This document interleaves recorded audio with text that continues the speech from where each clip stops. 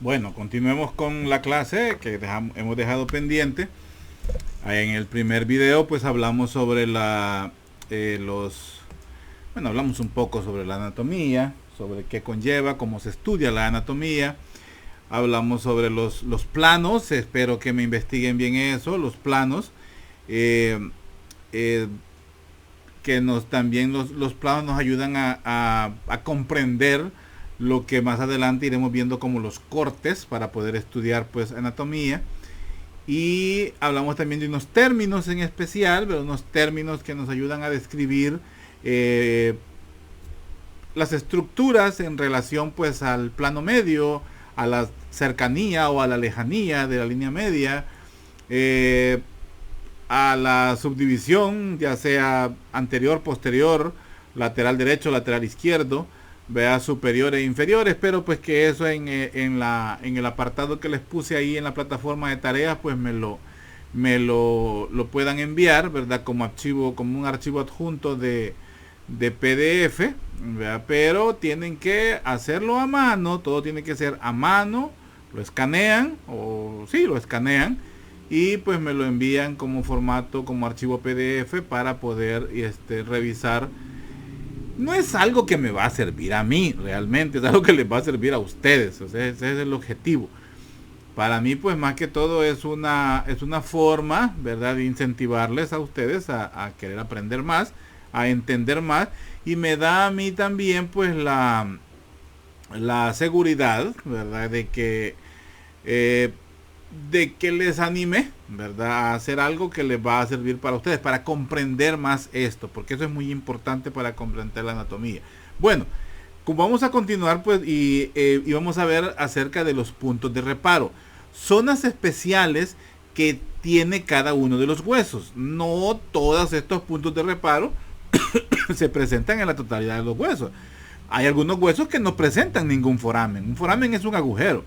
Hay otros que sí, ¿verdad? Y esos forámenes, esos agujeros, pues tienen funciones especiales. Algunos agujeros, pues tienen características especiales que hacen que su nombre varíe, ya sea de foramen, ya sea de ventana, y también hasta según la forma que presentan, pues así son los nombres que presentan. Y también vamos a ver las elevaciones, las espinas, en fin, ya lo vamos a ver aquí, rugosidades, que son puntos de reparo específicos para una función. Algunos hasta sirven como punto de inserción para algunos músculos, y eso es lo que vamos a ver. Algunas impresiones también que hacen algunas estructuras sobre el hueso y que son necesarias para el buen funcionamiento de estas estructuras. Entonces vamos a continuar con eso, permítanme.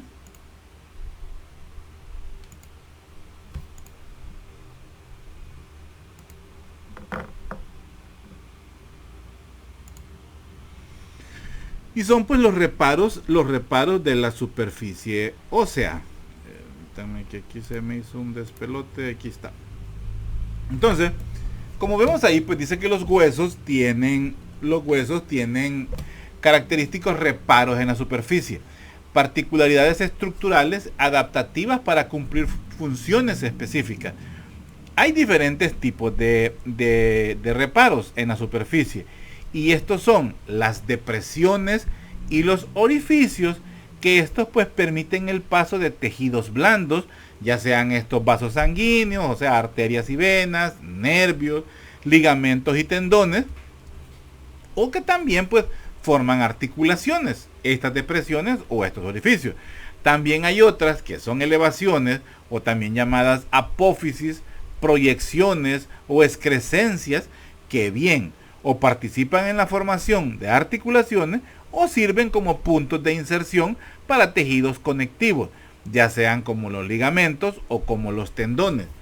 Estos los tenemos aquí descritos en esta tabla, y estos son los principales puntos de reparo de la superficie ósea.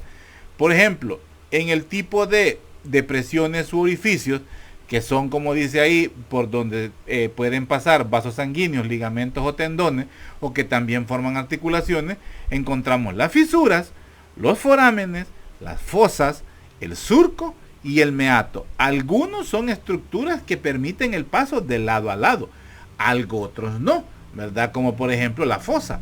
La fosa simplemente, como dice la descripción, es una depresión poco profunda, es decir, una superficie cóncava. Eso viene a ser una fosa.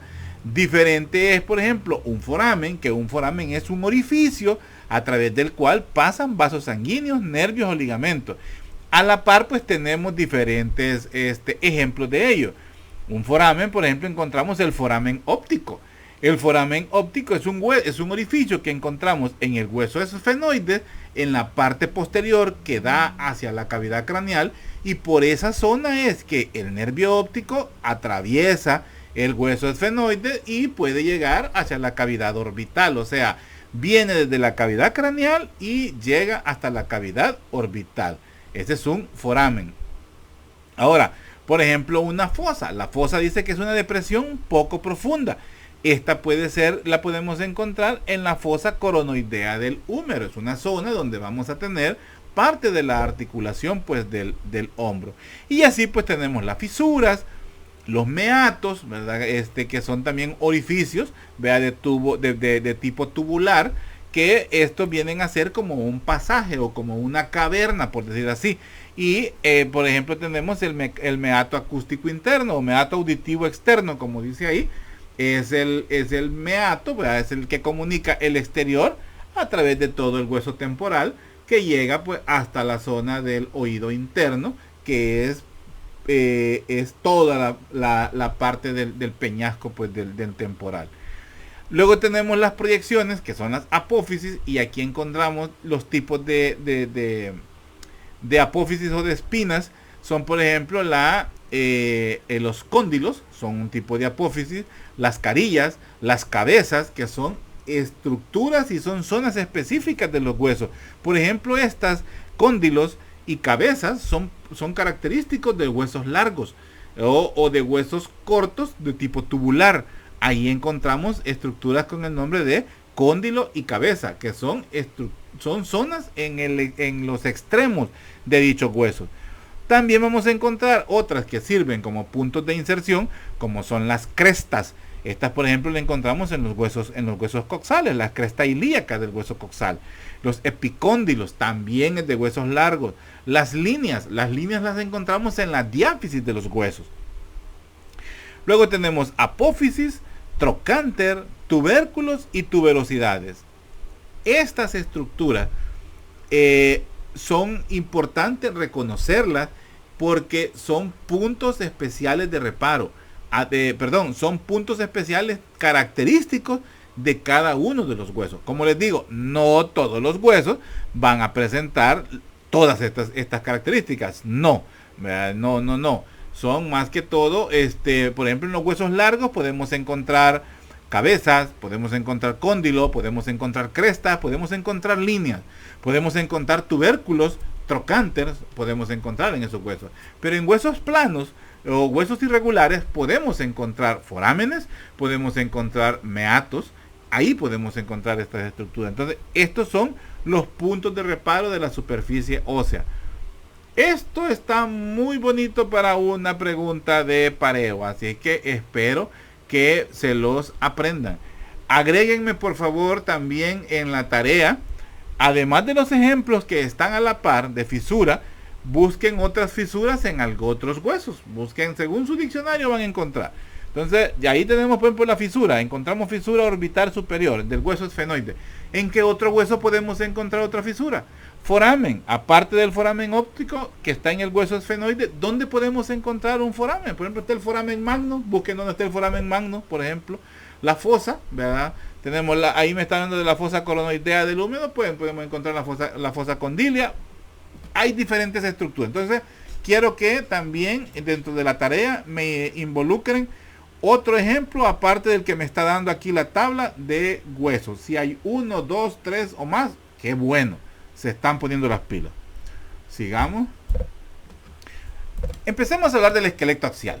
Los huesos del esqueleto axial pues protegen muchos de los órganos del... Ojo con esto. Los huesos del esqueleto axial son huesos con una función de protección. Protegen muchos de los órganos del cuerpo. El cerebro, que es mejor dicho el encéfalo, la médula espinal, el corazón, ¿verdad? Porque está en la caja torácica, los pulmones. Estos son huesos del esqueleto axial. Entonces, aquí vamos a encontrar, por ejemplo, en la cabeza, que está formada por 22 huesos, los cuales se agrupan en dos categorías: los huesos del cráneo y los huesos de la cara propiamente dicho. Los huesos del cráneo son el frontal, que es un impar, los dos parietales, pares, dos temporales, pares, occipital, impar, etmoides, impar, y esfenoides, impar. Estos son huesos del cráneo. Huesos de la cara, encontramos huesos propios de la nariz, par, lacrimales, par, palatinos, par, cornetes nasales inferiores, par. El vómer, este es un hueso impar. Los maxilares superiores. Fíjense que aquí la literatura tiende a tener un sesgo, podemos decir, no, una controversia. Hay literatura que habla, que maneja como maxilar superior, maxilar inferior. Voy a hacerlo amplio. Maxilar superior, maxilar inferior. En mi caso, vamos a utilizar maxilar y mandibular, o mandíbula. Simplemente, no le vamos a poner a la mandíbula maxilar inferior. Si ustedes lo ponen en un examen así, no se lo voy a poner malo, créanme que no.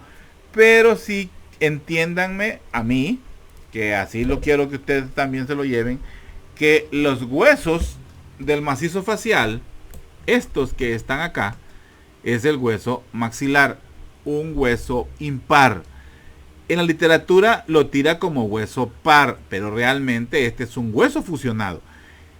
El cráneo, perdón, el frontal es un hueso par en el desarrollo embrionario. Es más, aún al nacimiento todavía es un hueso separado. Hay una fisura metópica que la vamos a ver más adelante, que es ya en el crecimiento, en el desarrollo extrauterino, en los primeros meses del feto, antes de que cumpla un año, pues se fusiona ya como un hueso completamente.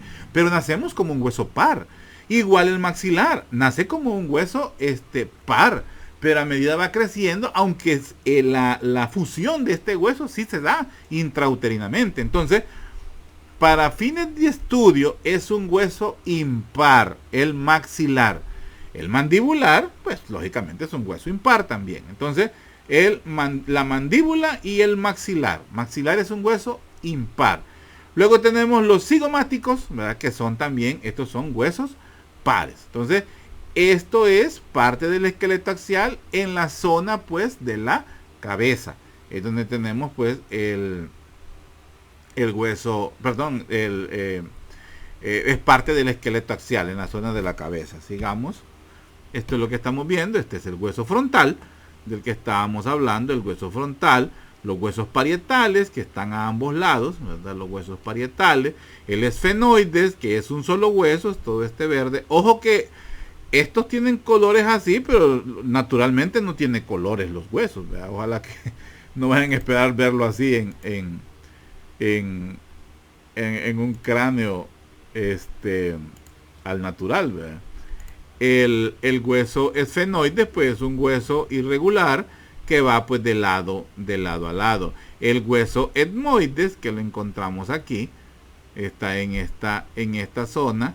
El hueso etmoides, pero es un hueso también que está incrustado en toda esta zona. Está por detrás del frontal, unido al maxilar, ¿verdad? Y también que ayuda a formar parte del tabique nasal. Tiene una lámina que se llama lámina perpendicular del etmoides, esta que estoy señalando acá. Entonces ahí se encuentra el hueso etmoides. Ya lo vamos a ver más adelante, esos huesos. Luego tenemos los cigomáticos, de los que hablábamos. Son estos que ayudan a formar pues parte de los pómulos de la cara, ¿verdad? Los huesos maxilares. Los cornetes nasales inferiores, que son estos, porque al interior de la nariz tenemos cornete nasal superior, medio e inferior. Pero los cornetes nasales superior y medio son cartílagos realmente y dependen del hueso etmoide. Los cornetes nasales inferiores sí son huesos pares que están a ambos lados en la cavidad nasal. El hueso vómer, Es un hueso impar que ayuda también a conformar el tabique nasal. El maxilar del que hablábamos, por ejemplo, aquí dice maxilar superior. El maxilar y el maxilar inferior, pero yo quiero que mejor digamos la mandíbula, ¿verdad? Entonces, el maxilar, el hueso temporal que encontramos acá, es un hueso, el hueso temporal. A ver si alguien investigue por qué se llama, de dónde le viene el nombre de hueso temporal a este hueso.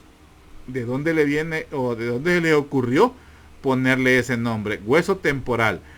Cuando estudiemos cráneo específicamente, vamos a ver ya puntos de reparos específicos que nos ayudan. Por ejemplo, cuando veamos la órbita, esto es de anatomía 2, vamos a hablar de todas estas escotaduras. Vamos a hablar de estos forámenes que se encuentran en esta zona de acá. Por ejemplo, el foramen infraorbitario, que tiene mucha utilidad, pues por ejemplo, para los odontólogos a la hora de la anestesia de algunas ramas del nervio trigémino para poder hacer su trabajo los odontólogos. Pero eso lo vamos a ver más adelante.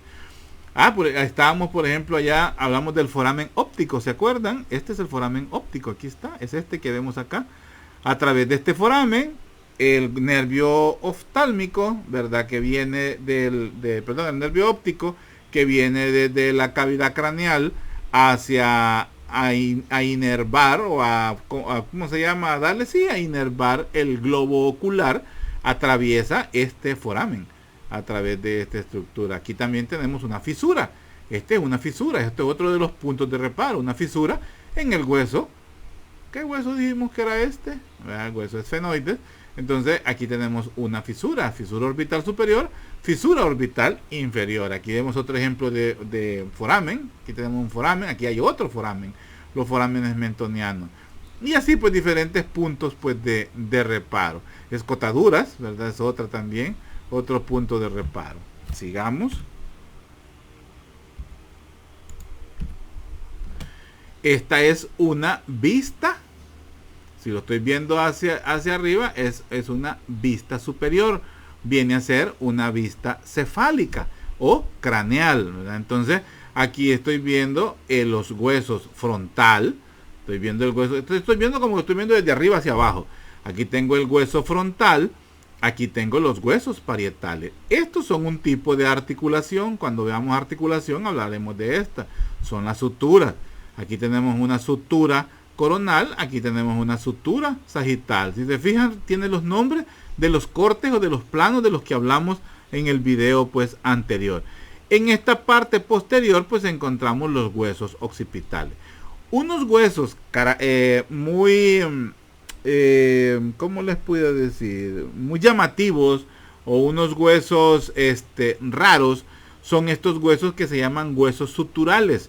Son huesos que aparecen como accesorios para poder lograr el cierre entre los huesos aledaños o los huesos que están cerca, ¿verdad? Entonces, por ejemplo, aquí, si este hueso no hubiera nacido, no existiera, no se hubiera desarrollado, pues aquí hubiera un hueco. Entonces, eso se ayuda pues a hacer un sello completo pues de la bóveda, y en sí pues ayuda a completar la articulación o la sutura en este caso.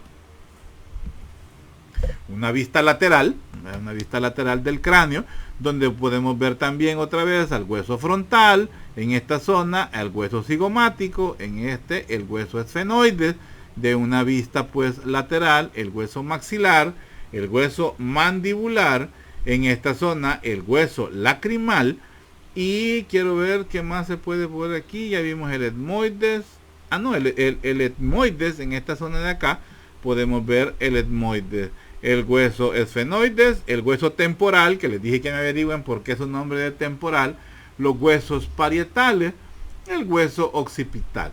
Aquí podemos ver puntos de reparo. Aquí está el meato acústico externo, o sea, esta es la entrada del oído, pues está directamente en el peñasco del ¿cómo se llama? Del temporal. Vamos a ver más adelante cómo hay ¿cómo se llama? Cómo hay subdivisiones hasta en los mismos huesos. Este hueso temporal es muy importante porque ahí se encuentra el oído. Entonces tenemos que ahí tiene una parte mastoides, que es una parte bastante dura, protección del cráneo. Ustedes se la pueden tocar específicamente por detrás de la oreja.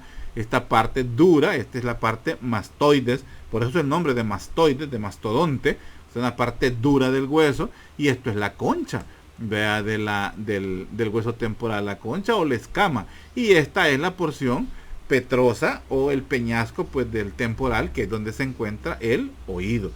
Por eso una lesión que pueda darse al interior del oído es secundaria a un trauma severo del cráneo, porque está en la parte más dura del hueso temporal.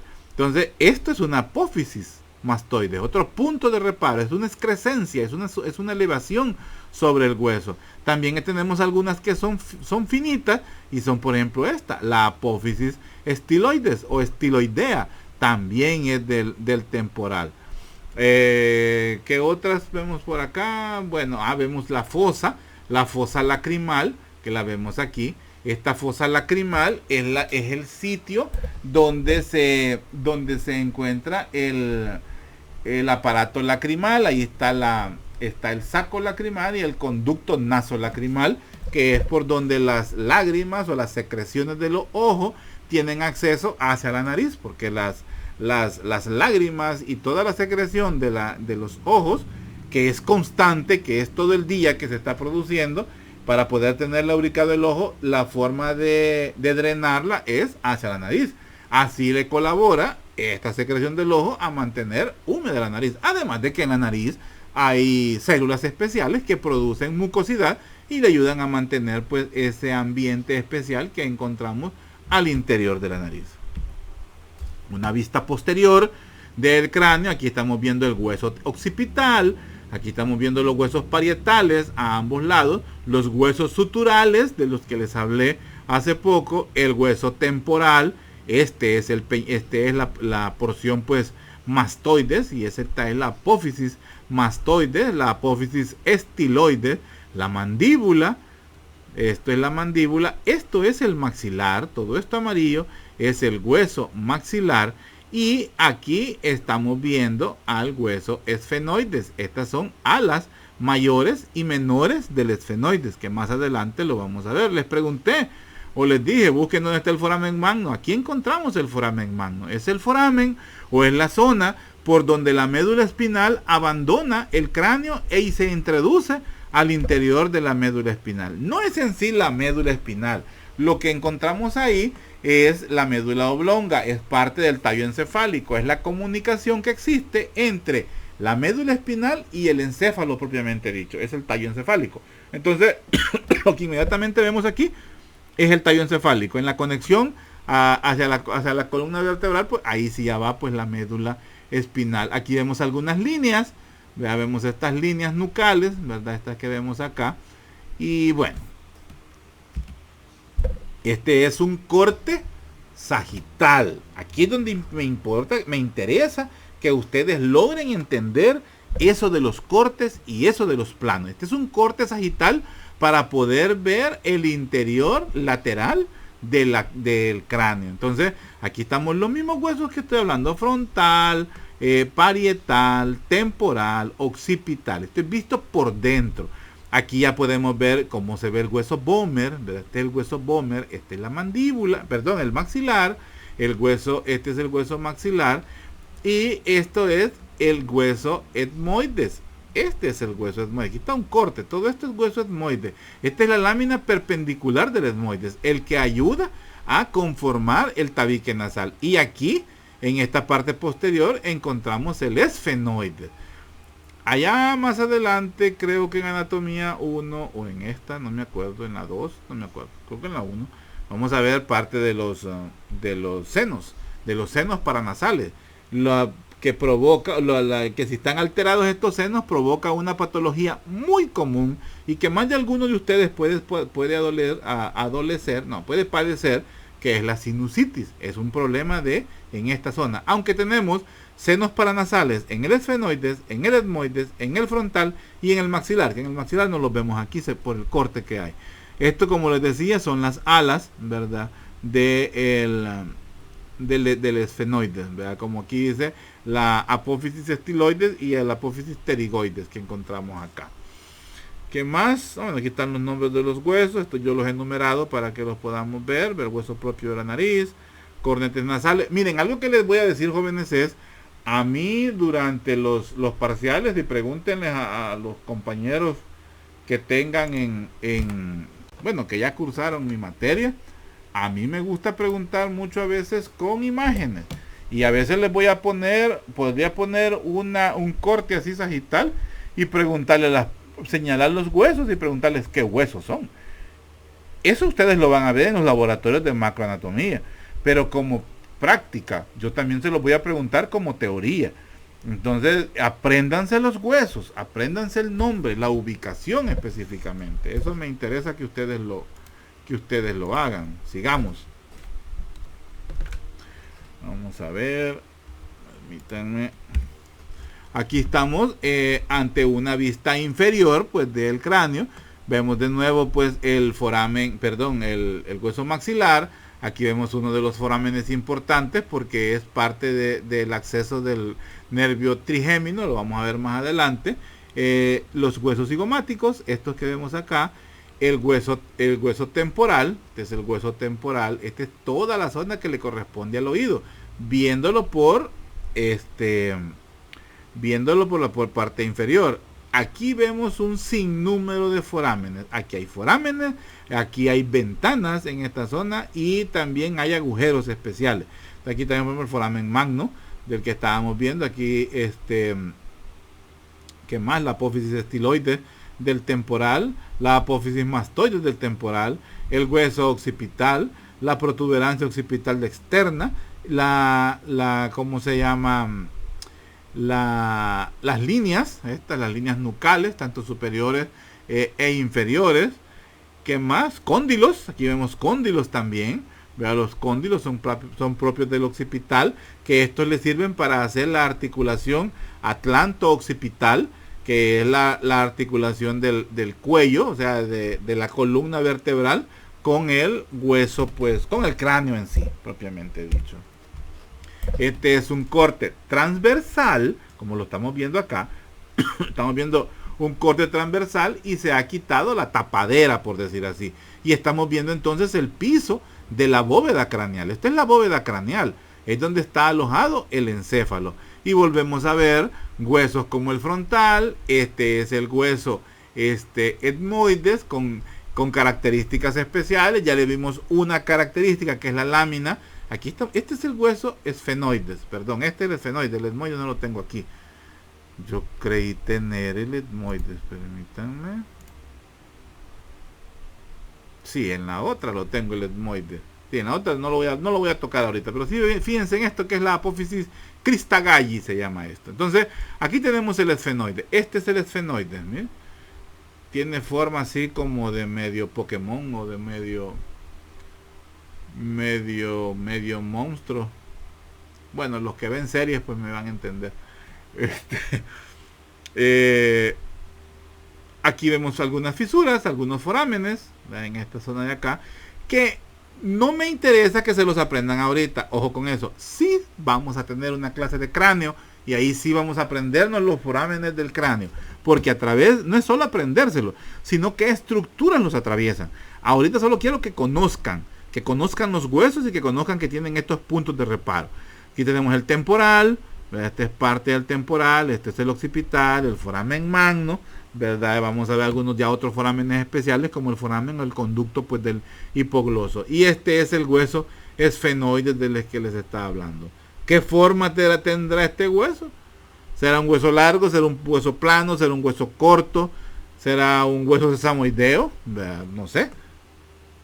Ellos investiguen qué quiere decir sesamoideo y dónde más encontramos huesos sesamoideos, porque les hablé de la rótula, pero hay otra zona donde encontramos huesos sesamoideos. ¿Y por qué el nombre de sesamoideos? Entonces aquí tenemos pues el hueso esfenoides. Este es un corte siempre sagital y aquí tenemos el etmoide. Esta es la parte superior. Aquí está la ubicación espacial del hueso etmoides. Miren. Esta es la ubicación. Esta es la apófisis crista de gallo o cresta de gallo. Tiene una función específica porque ahí se inserta la hoz del cerebro. La hoz del cerebro es una estructura Es una proyección de las meninges. Las meninges son las capas que envuelven el encéfalo, y esta proyección pues divide por completo al encéfalo en dos, en lateral derecho e izquierdo, y se inserta en la apófisis cresta de gallo. Pero además de tener esta, la apófisis tiene una proyección inferior, que es esta de acá, y es la lámina perpendicular, o como dice aquí, la placa perpendicular del etmoide. Estas celdillas, esto es lo que conocemos como celdillas etmoidales, es estas que vemos a los lados. Estas son las que conforman los senos paranasales etmoidales. Son de los más difíciles de tratar por la ubicación que tienen. No son tan frecuentes las sinusitis etmoidales, pero sí se dan. Son más frecuentes la sinusitis del frontal y la sinusitis de los maxilares. En anatomía 2 creo que vamos a hablar del proceso de la sinusitis. Otro hueso importante, hueso irregular, ¿verdad? Como vemos aquí, la mandíbula. Estamos viendo el hueso de la mandíbula, y aquí vemos uno muy especial, el hueso yoide. Hueso yoide, su característica es que no está, ¿qué?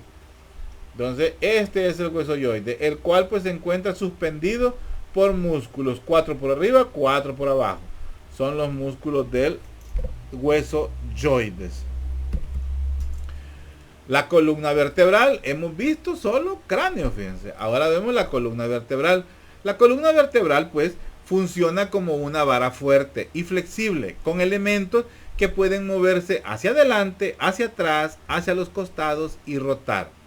Además de proteger la médula espinal, la columna vertebral sostiene la cabeza y sirve como punto de inserción para las costillas, la cintura pélvica y los músculos de la espalda y de los miembros superiores.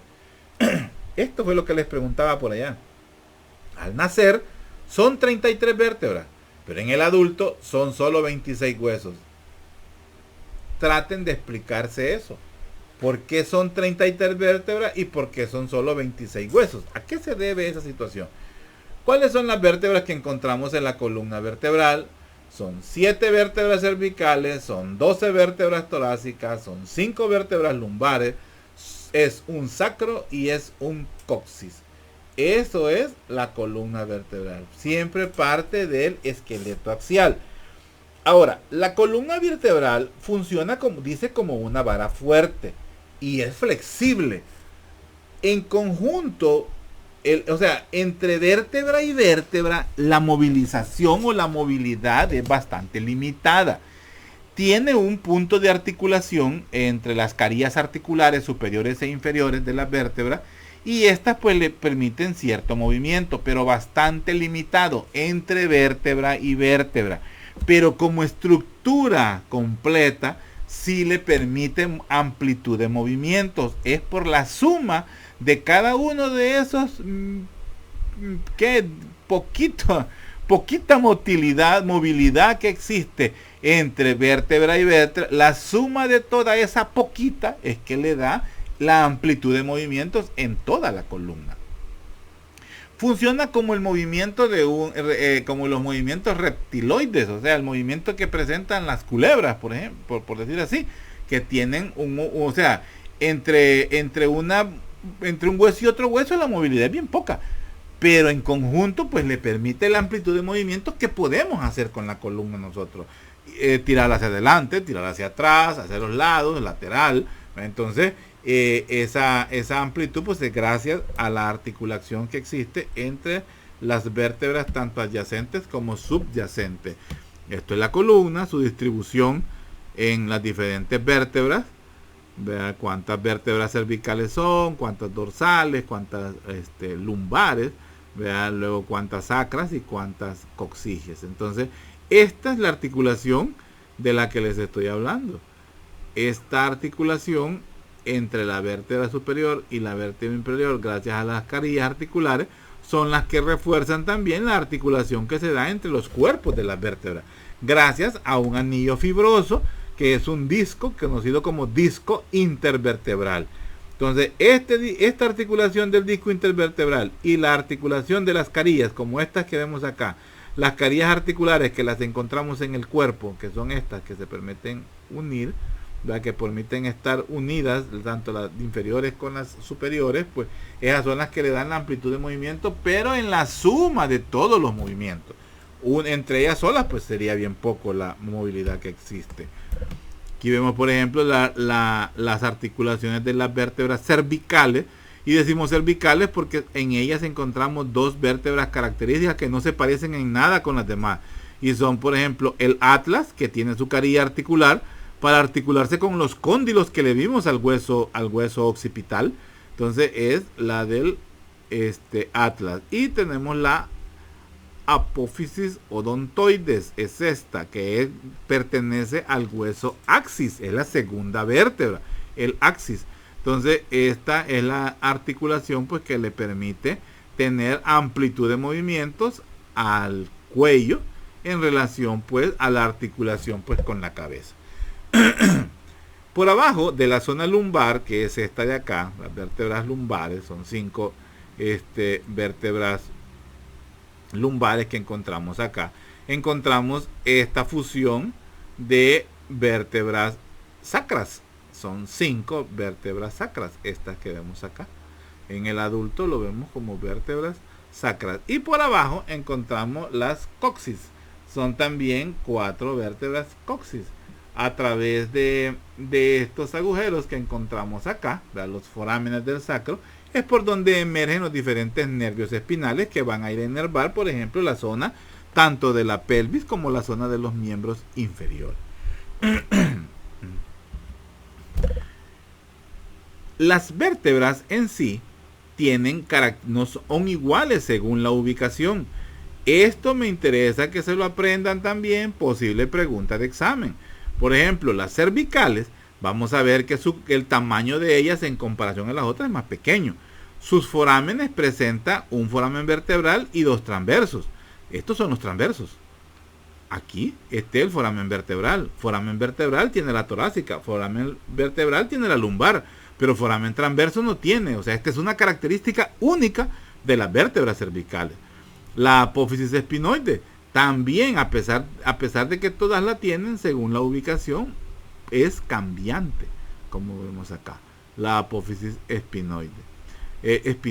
Las apófisis transversas son estas que vemos acá. Las apófisis transversas, que con el tiempo van desapareciendo. Las apófisis transversas, pues como dice, son pequeñas en las cervicales, más o menos grandes, ¿verdad?, en las torácicas, y muy grandes y de forma roma en las lumbares. Y a medida van llegando a la sacra, pues estas van desapareciendo. Las facetas articulares para las costillas. En las cervicales no va a haber. ¿Por qué? Porque no hay costillas que se articulen con la cervical, aunque existe una excepción, pero no viene el caso. Luego tenemos en las torácicas, pues están presentes. En las lumbares ya no tiene contacto en costilla, no tiene razón de tener. Entonces, facetas articulares para las costillas. Y las demás características que podemos ver en esta zona de la columna vertebral en relación a cada una pues de sus vértebras características. En relación pues al esternón, o digamos al tórax, encontramos 2 huesos importantes, ¿verdad? Las costillas, que son 12 pares, y el esternón, que lo describimos como uno de los huesos planos.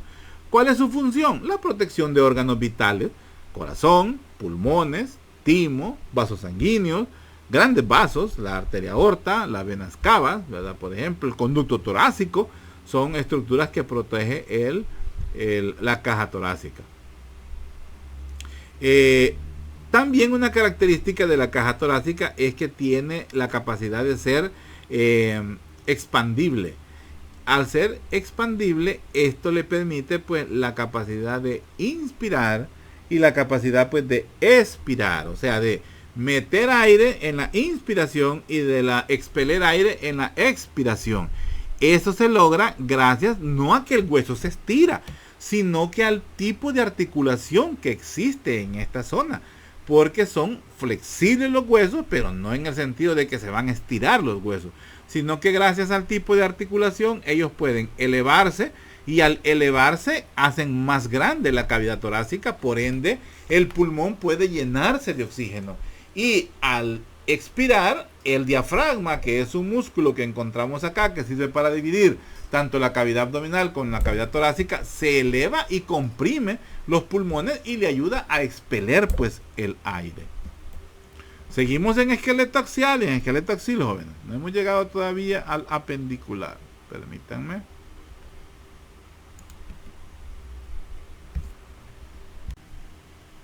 Hablando sobre las costillas, vamos a ver que estas pues se clasifican en costillas verdaderas, costillas falsas y costillas flotantes. El nombre proviene según el tipo de articulación que éstas tienen. Las primeras 7 costillas se articulan directamente con el esternón. Entonces, estas vértebras, a través de sus cartílagos, los cartílagos, estos que tenemos aquí, los cartílagos costales, a través de estos cartílagos, ellas se articulan directamente con el esternón. Todas tienen un cartílago directo, hasta la séptima tiene un cartílago directo para articularse con el esternón. Esas son las vértebras, las costillas, verdaderas, porque están articuladas con las vértebras en la parte posterior y con el esternón en la parte anterior. Entonces son vértebroesternales. Luego tenemos las costillas falsas, que son la 8, la 9 y la 10, que son estas que vemos acá. Estas ya se articulan directamente en el cartílago de la séptima costilla. O sea, solo están conectadas a las vértebras en la parte posterior y al cartílago de la séptima costilla. Entonces, estas reciben el nombre de vértebrocondrales. Son las costillas falsas. Pero tenemos un par de costillas, la 11 y la 12, estas dos, que estas pues no poseen un cartílago en sí y no se articulan anteriormente con nadie. Estas solo están articuladas en la parte posterior con las vértebras de T11 y T12. Y estas pues solo se llaman costillas vertebrales. Son las costillas flotantes, estas que están acá. Entonces las costillas se clasifican en verdaderas, falsas y flotantes. A mí me gustan más los términos vértebroesternales, vértebrocondrales y vertebrales. Me gusta más porque me lo explica mejor. Entonces, esta es la articulación posterior de todas los 12 pares de costillas, porque todas sí se articulan con las apófisis transversas de cada una de las vértebras. Esta es una costilla en sí. Este es ¿cómo se llama? La parte condral, o sea, donde tenemos el cartílago, es la parte anterior, y esta es la parte posterior, que es donde encontramos la cabeza de la costilla, y están las facetas o carillas articulares para articularse con las vértebras específicamente, y la faceta articular pues para articularse con la apófisis transversa. Entonces, cada una de las costillas presenta 3 superficies articulares óseas y una superficie articular de cartílago para articularse con el esternón. Sigamos. Hablamos y pasemos ahora a hablar del esqueleto apendicular. El esqueleto apendicular, pues, es la función principal de él, pues, es el movimiento, el desplazamiento. Incluye pues los huesos que forman tanto los miembros superiores como los miembros inferiores. Además están incluidos los huesos de la cintura tanto escapular como de la cintura pélvica. Y estos huesos, estas cinturas, son los que permiten fijarse al esqueleto axial, porque están articulados, están en unión completa con ambos huesos. Es decir, la articulación ¿cómo se llama? Manubrio, se me fue el nombre ahorita. La articulación externo clavicular, que es del esternón con las clavículas, esa es el eslabón que une la cintura escapular, la cintura escapular, que es del esqueleto apendicular, con el esqueleto axial. Aquí también la articulación que existe entre el sacro, las articulaciones sacroilíacas, que son las articulaciones del sacro con los huesos ilíacos o los huesos coxales, o sacroilíacos realmente sale en la literatura. Ese es el otro eslabón que une pues a la cintura pélvica con el esqueleto axil. Los huesos, permítanme, aquí tengo una situación, aquí está. Los huesos del esqueleto apendicular están conectados entre sí y con los músculos esqueléticos. Esto es lo que le permite realizar las actividades como caminar, escribir, utilizar una computadora, bailar, nadar, tocar. O sea, en sí los huesos es el armazón que permite la acción de los músculos. Los músculos actúan tal si fueran poleas o tal si fueran, ¿cómo le llamamos? Fuerzas, ¿verdad? Que ejercen una fuerza que les ayuda a actuar como poleas a las diferentes articulaciones, y la rigidez y la orientación pues la dan los huesos que están al interior de esos músculos, porque los músculos prácticamente están forrando a los huesos. La cintura escapular. Hablando de la cintura escapular, los huesos que lo conforman son la clavícula, que es esta, la clavícula, y la escápula. Aquí tenemos la parte lateral, o sea, la parte más externa, la que ya está en contacto prácticamente con el húmero, y esta es la parte medial, que es la que se articula con el esternón. Por eso es importante los términos de los que estábamos hablando. Esta es la parte lateral, esta es la parte medial. Cuidadito a la hora de estar estudiando las estructuras, porque estas estructuras existen, ustedes las van a poder tocar ahí en los laboratorios prácticos. No vayan a decir la parte de adentro y la parte de afuera, porque eso es un horror como estudiante de medicina. Desde ahorita ya comiencen a acuñar esos términos: lateral, medial. Lateral es lo más externo, medial es lo más interno. Entonces, así es como vamos a comenzar a hablar con un léxico ya técnico propio de un estudiante de medicina. Y la otra estructura pues es la escápula. En esta zona de acá, esta es la carie articular, donde se articula pues la clavícula, en esta zona de acá. Entonces esto es parte de la cintura escapular. La extremidad superior, pues encontramos que los huesos que conforman la extremidad superior son el húmero, un hueso largo, el radio, que está lateral, y el cúbito o ulna, que está en posición medial. Y por supuesto los carpianos, estos que son los huesos del carpo, son 2 filas de huesos, son 8 huesos que encontramos acá. Los metacarpianos, que son estos también, los metacarpianos, y las falanges. Vea, tenemos las falanges. Hay falange proximal, falange medial y falange distal. Si en una distribución de huesos encontramos solo 2 huesos, por ejemplo, como lo vamos a ver en el primer dedo, vamos a encontrar que el primer dedo todo tiene falange distal y falange proximal. Pero en el segundo dedo, que es el índice, vamos a encontrar falange proximal, falange distal, pero existe un hueso en medio. A ese se le da el nombre de medial. Ese es el hueso, es la falange medial, no relacionada con la cercanía con la zona media, sino que medial en relación a los huesos que están en esa distribución. Ojalá se entienda.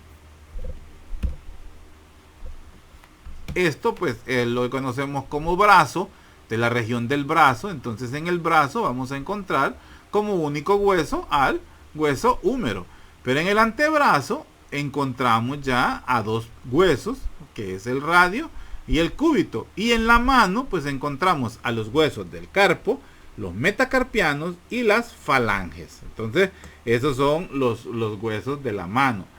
Hay otro nombre que le pone a los huesos de la mano, a las falanges, que a mí me gusta más: falange proximal, medial y distal.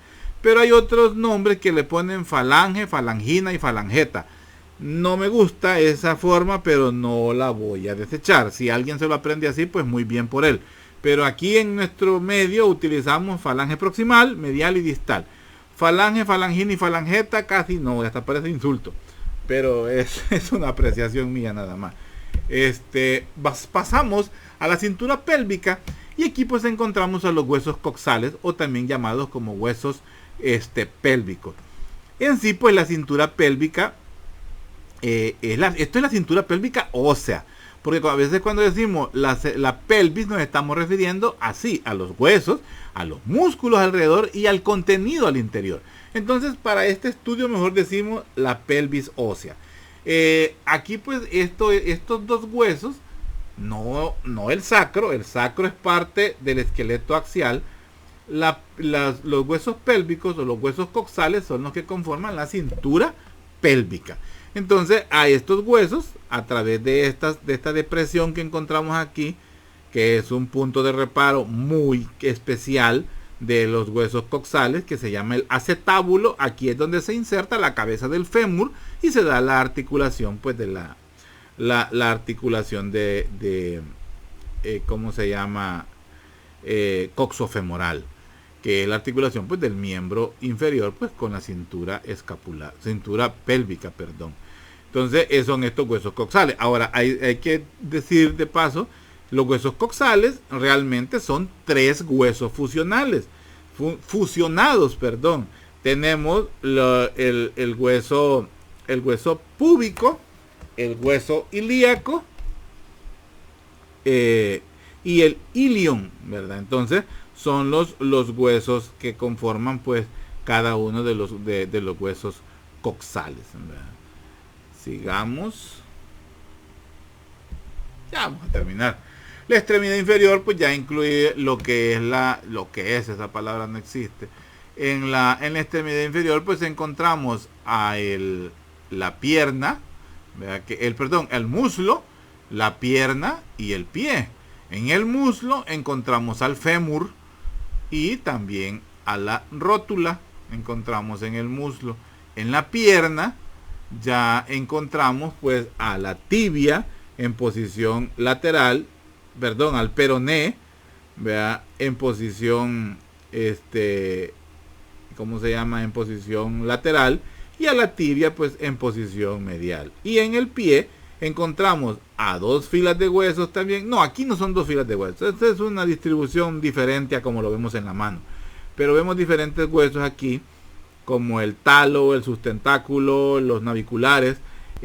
Son los huesos del tarso. Estos son los huesos del tarso. Luego tenemos 5 huesos que son los metatarsos y las falanges. Y en la misma forma, en el